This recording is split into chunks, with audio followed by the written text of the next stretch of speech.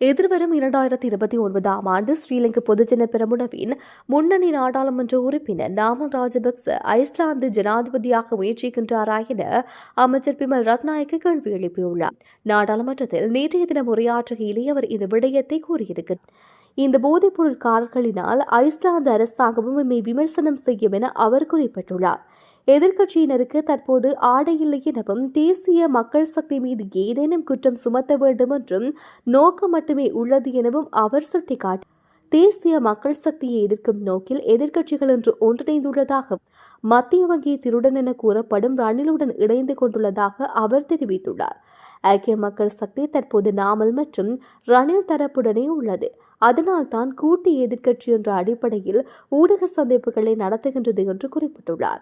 ஐக்கிய மக்கள் சக்தி தற்போது ஐஸ் போதைப் பொருட்காரர்களுடன் இருப்பதாகவும் அதனால் அவர்களினால் ஊருக்கு செல்ல முடியாத நிலை உருவாகியுள்ளதாகவும் தெரிவித்துள்ளார்.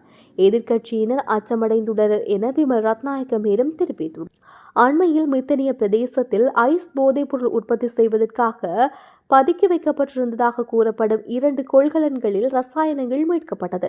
ரசாயனம் மீட்கப்பட்ட காணி ஸ்ரீலங்கா பொதுஜன முன்னணியின் முன்னாள் பிரதேச சபை உறுப்பினரது காணி என விசாரணைகளில் தெரிய வந்துள்ளது. இவ்வாறான ஓர் பின்னணியில் ஐஸ் போதைப் பொருளையும் நாமல் ராஜபக்சவையும் தொடர்புபடுத்தி பிமல் ரத்நாயக்க கருத்து வெளியிட்டுள்ளார்.